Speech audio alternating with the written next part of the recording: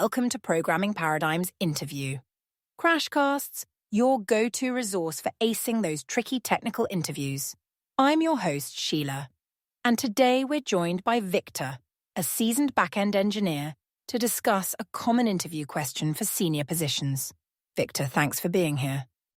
Thanks for having me, Sheila. I'm excited to share my insights. Great, let's dive right in.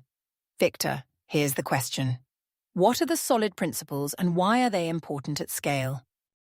Excellent question, Sheila. The solid principles are a set of 5 design principles in object-oriented programming. They aim to make software designs more understandable, flexible, and maintainable. These principles were introduced by Robert C. Martin and have become fundamental concepts in software engineering. That's a good start, Victor. Can you break down what SOLID stands for? Certainly. SOLID is actually an acronym where each letter represents a principle. S stands for Single Responsibility Principle, O for Open-Closed Principle, L for Liskov Substitution Principle, I for Interface Segregation Principle, and D for Dependency Inversion Principle. Thank you for that overview. Let's dive a bit deeper into each principle. Can you explain the Single Responsibility Principle? Of course. The Single Responsibility Principle states that a class should have only one reason to change. In other words, a class should have only one job or responsibility. This principle helps in creating more focused components, making the codebase easier to understand and maintain. I see. How about the Open-Closed Principle? The Open-Closed Principle suggests that software entities, like classes, modules, or functions, should be open for extension, but closed for modification. This means you should be able to extend a class's behavior without modifying its existing code. We often achieve this through the use of abstractions and polymorphism. Interesting. Now, the Liskov substitution principle sounds a bit more complex. Can you elaborate on that? Certainly. The Liskov substitution principle states that objects of a superclass should be replaceable with objects of its subclasses without affecting the correctness of the program. In simpler terms, if a program is using a base class, it should be able to use any of its derived classes without knowing it. This ensures that inheritance is used correctly and promotes the creation of coherent class hierarchies. That's a great explanation. What about the interface segregation principle? The interface segregation principle advocates for creating smaller, more specific interfaces rather than having one large general-purpose interface. It suggests that a class shouldn't be forced to implement interfaces it doesn't use.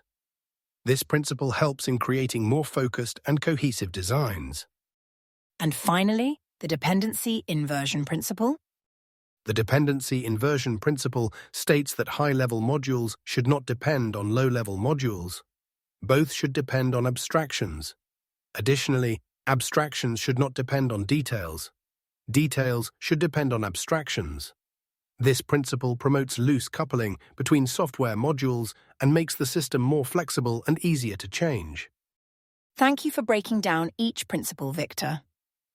Now, let's focus on the second part of the question. Why are these principles important at scale?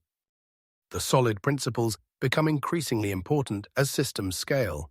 In large codebases with multiple teams working on different parts of the system, these principles help maintain code quality, reduce bugs, and make the system more adaptable to change. For instance, the single responsibility principle helps prevent large, monolithic classes that are difficult to understand and modify. The open-closed principle allows for easier addition of new features without disrupting existing functionality. The Liskov substitution principle ensures that as we add new derived classes, they work seamlessly with existing code. The interface segregation principle becomes crucial in large systems where different clients might need different parts of a service. It allows for more flexible and decoupled designs. Finally, the dependency inversion principle is vital for creating loosely coupled modules that can be developed, tested, and maintained independently, which is essential in large-scale systems. That's a comprehensive explanation, Victor. Let's consider some edge cases. How would you apply these principles in a highly performance-critical system where some of these abstractions might introduce overhead? That's an excellent question, Sheila. In performance-critical systems, we need to balance the benefits of solid principles with performance requirements. While these principles generally lead to cleaner and more maintainable code, there might be situations where strict adherence could introduce unnecessary abstractions or indirection, potentially impacting performance. In such cases, we might need to make pragmatic decisions. For instance, we might relax the single responsibility principle slightly to reduce the number of method calls or object creations. Or we might choose to relax the open-closed principle in specific performance-critical areas if extending through abstraction would introduce unacceptable overhead. However, it's important to note that these should be exceptions rather than the rule. Often, the clarity and maintainability gained from following solid principles outweigh small performance costs, especially as hardware continues to improve. Any deviation should be well documented and backed by concrete performance measurements. That's a nuanced approach, Victor. As we wrap up, what are some common pitfalls you've seen when developers try to apply solid principles? And do you have any tips for avoiding them? Great question, Sheila. One common pitfall is over-engineering. Sometimes developers can go overboard trying to apply these principles, resulting in unnecessarily complex code. My tip would be to apply these principles judiciously.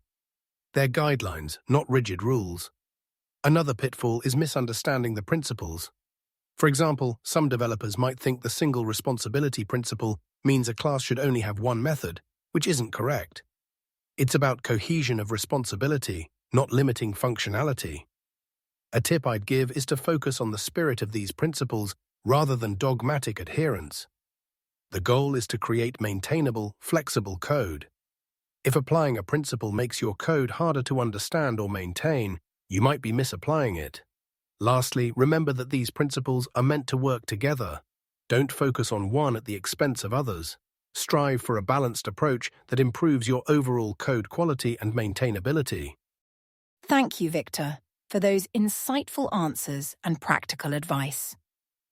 To our listeners, remember that understanding solid principles and their application at scale is crucial for senior back-end positions. Practice explaining these concepts clearly and consider how you've applied them in your past projects. That's all we have time for in this episode of Programming Paradigms Interview Crashcasts. Thanks again to Victor for sharing his expertise, and thank you for listening. Until next time, keep coding and good luck with those interviews.